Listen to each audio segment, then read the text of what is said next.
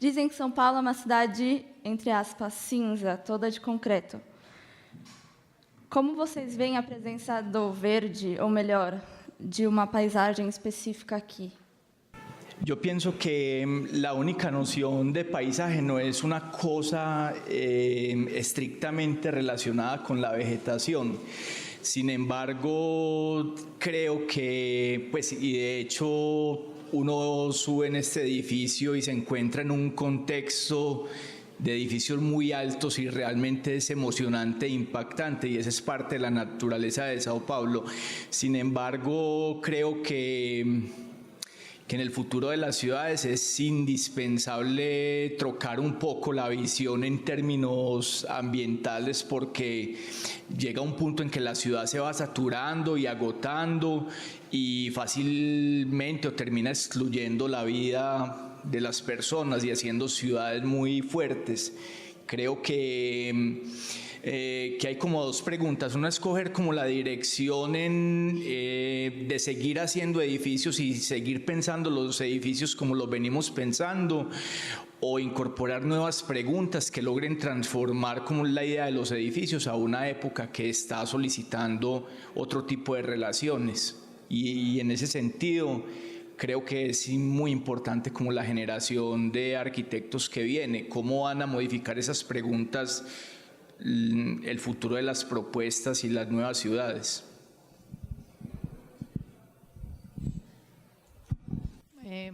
Bueno, totalmente de acuerdo contigo. La noción de paisaje en sí misma ya implica la presencia del hombre, y la noción de paisaje no necesariamente tiene que ver solo con lo verde, pero estoy de acuerdo con Edgar que definitivamente las ciudades necesitan sus pulmones verdes y necesitan sus espacios públicos, sobre todo. Bueno, la sensación que yo tengo de Sao Paulo es que es muy verde, entonces todo es muy relativo, porque yo vengo del desierto, una ciudad que no llueve, y claro, esa pregunta me la esperaría en Lima, pero acá realmente yo sí siento una presencia importante del verde. Obviamente hay que cuidarla, obviamente puede tener más, pero no veo contradicciones entre primero la presencia del concreto y el paisaje, pero sí creo que tenemos que encontrar justamente esos puntos de equilibrio entre uno y otro, que tienen que ver además con la planificación de las ciudades y no solamente con la arquitectura en sí, ¿no? Básicamente lo mismo. Sim, obviamente São Paulo, sendo uma cidade extraordinariamente grande, com uma presença do concreto e da construção extraordinariamente avassaladora, isso não significa, para nós que vivemos do outro lado do Atlântico, que não tenhamos a experiência da vegetação em São Paulo e no Brasil como sendo também extraordinariamente forte e intensa. E inclusive é da nossa sensibilidade, quando olhamos para as árvores das ruas de São Paulo e para os jardins que existem em São Paulo, o que vemos é uma vegetação e uma expressão da natureza absolutamente avassaladora e absolutamente incrível.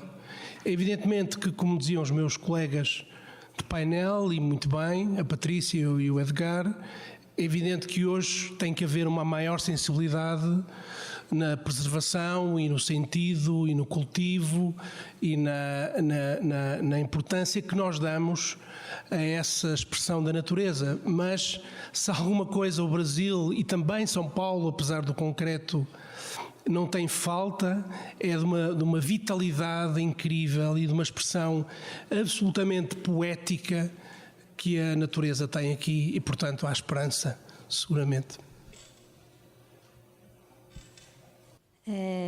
Continuando um pouco sobre São Paulo, vocês visitaram algumas obras aqui, como o MUBI, o Centro Cultural de São Paulo.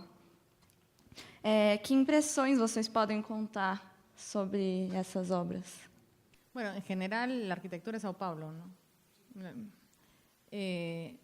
Yo justamente cuando conocí a Cris en Ecuador, yo acababa de visitar hacía casi menos de un año Sao Paulo por primera vez. Nosotros en Latinoamérica, por lo menos en el Perú, vivíamos muy a la espalda de lo que se hacía en Brasil mucho tiempo. Y incluso en la escuela se mencionaba muy ligeramente la arquitectura brasilera y la arquitectura paulista. Yo tardíamente descubro la potencia de esta arquitectura y realmente cuando vengo y la conozco, yo siento que han habido dos quiebres en mi mirada y en el quehacer de la arquitectura. Uno cuando fui al viaje de Portugal y otro cuando vine a Sao Paulo. Por alguna conexión tiene que haber ahí, pero definitivamente sentí muchísimo más nexos con la arquitectura paulista que de repente con la arquitectura que puedo tener en lugares mucho más cercanos al que yo vivo. La manera como trabajan el material, con esa fuerza, con esa relación con la gravedad, con lo ingrávido, esa especie de casi difuminación entre el interior y el exterior en muchos de sus edificios, la manera como se trabaja la topografía. Tienen muchas veces mucho más puntos de contacto con la arquitectura precolombina de la que yo estaba hablando que con edificios de Europa. Entonces, yo sí creo que la experiencia de visitar Sao Paulo para mí, no solamente la primera vez, sino esta vez que he revisitado y he reconocido en la arquitectura, me sigue formando como arquitecta.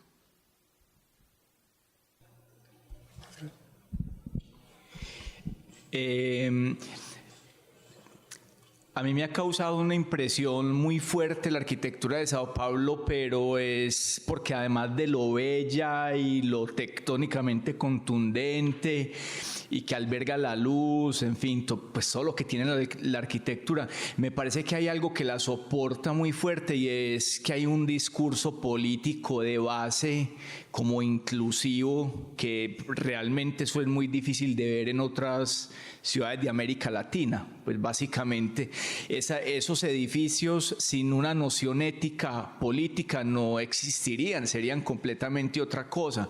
Entonces, eso realmente me parece que es como una característica fundamental, porque las plantas son libres no porque es el hecho de generar un voladizo, sino que son libres es porque son para hombres libres. Las galerías son abiertas para tener colecciones donde el arte tiene una idea que se va sumando y que todos podemos tener una lectura cruzada del tiempo en la manera de exponerse. Entonces, es una relación consistente como con un momento que realmente creo que es necesario añorar en toda la América Latina. Sim, falar sobre a arquitetura de São Paulo agora ao fim da noite não é fácil. O que espanta mais na arquitetura em São Paulo é São Paulo, não é? É a cidade. A cidade consome-nos, que a cidade é absolutamente hipnótica na sua arquitetura. E depois é muito bonito e muito comovente ver como é que os arquitetos contemporâneos, aqueles com que nós convivemos, a partir dos anos 50, dos anos 60, dos anos 70, tentam fazer sentido da arquitetura de São Paulo e tentam, como dizia o Edgar, cruzar o espaço, abrir as plantas, abrir, num sentido com uma componente política também, fazer alguma diferença numa cidade onde fazer a diferença parece ser o objetivo de todos. E desse ponto de vista é muito comovente e é irrepetível e não tem nada a ver com Lisboa, nem com Madrid, nem com a Europa. A luta, a batalha cultural, a luta arquitetónica, a elegância dessa luta arquitetónica que existe aqui em São Paulo. E, portanto, desde a primeira vez que eu vim cá, em 2002 ou 2003, fiquei apaixonado primeiro pela cidade de São Paulo e depois por esta luta cultural tão bonita e tão impossível, e tão totalmente impossível, que os arquitetos de São Paulo travam com São Paulo. Agora uma pergunta mais específica para o Edgar Mazo. Como é o processo de discussão e decisão dos projetos de áreas públicas? Em momentos diferentes, indicação de prioridade, proposta final, contratação de escritórios, concursos, licitação. Quem paga as obras? Tudo dinheiro público, dinheiro privado também, dinheiro municipal, mas nacional? Bueno, el proceso de contratación muchas veces es a partir de concursos. Lo ideal es que siempre sea a partir de concursos, pero ahora por ejemplo estamos en periodos como de elecciones presidenciales, entonces los concursos han parado lamentablemente. Y el Estado ha hecho como otras figuras que no son contrataciones directas, sino que lamentablemente son consultorías. Entonces llevan grupos de arquitectos a hacer consultorías, pero en el caso particular, pues lo que está pasando como con Sebastián y conmigo es que nos llamaron a hacer una consultoría, pero terminamos siendo más ágil haciendo la idea de los proyectos. Entonces trabajamos con el grupo del Estado haciendo la idea del proyecto. Es la manera de hacerlo, y los dineros generalmente son dineros públicos, son dineros nuestros porque todos pagamos los impuestos y realmente por ejemplo, yo me metí a trabajar en eso precisamente por eso, porque como sé que el dinero es de comunidades, entonces me interesa como que trate de estar transformado en una obra que lea un poco de la historia de los lugares.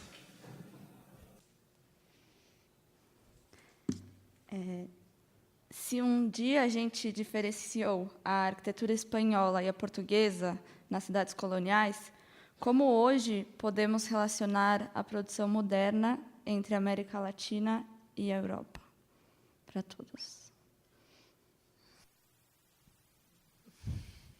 Primero me preguntaría cómo hacerlo entre América Latina, que creo que para eso es un poco, Iberoamérica, que tenemos mucho en común, además.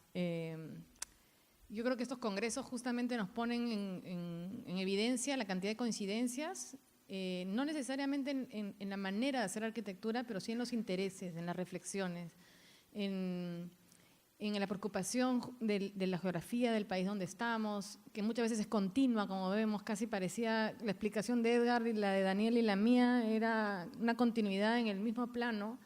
Tenemos los mismos problemas sociales, los mismos problemas económicos. Como decía hace un momento, hay muchas conexiones a veces con arquitecturas de países vecinos que con arquitectos del mismo país. Y estos encuentros lo que hacen justamente es poner en evidencia esas coincidencias y compartir y conocernos y reconocernos entre nosotros, que también es importante. Yo creo que tenemos muchas cosas en comunes y muchas cosas que compartimos y que tenemos que seguir trabajando en esas relaciones y tenemos que hacer evidente de mejor manera esos vínculos todavía, ¿no? Pero creo que están ahí. Sim, a diferença fundamental e a questão que nos une é não estarmos aqui a falar em inglês. Normalmente estaríamos a falar em inglês. Estamos a falar em portunhol, português, castelhano, e esse, como dizia a Patrícia, o mundo ibero-americano é um mundo que parece ser um mundo alternativo. Eu estou ligado a várias, ou 2 ou 3 organizações ibero-americanas que parecem ser, de uma forma bonita e estranha e mais ou menos secreta, uma alternativa ao mundo anglo-saxónico, que é, como sabemos, extremamente sedutor e omnipresente. Então eu acho que essa é talvez a principal questão que nos une, sendo que depois eu não posso deixar de dizer isso. O que acontece na Colômbia, o que acontece no Peru, o que acontece na Argentina, Buenos Aires, no Chile, é obviamente no Brasil, é obviamente muito diferente em escala, em dimensão, em textura, daquilo que acontece no retângulo português e na Península Ibérica. E portanto eu estou sempre ciente, estou sempre consciente daquilo que nos une, mas também sei muito bem aquilo que é muito diferente entre nós.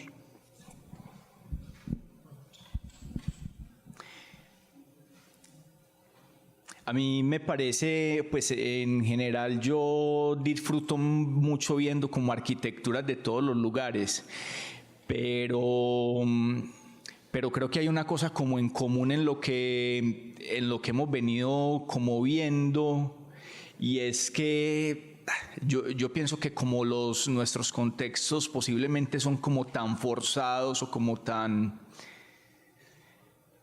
faltos de ciertas posibilidades, la arquitectura y el arte es la posibilidad de creación y de escapar a esos contextos, entonces se convierten como en herramientas como de ensoñación.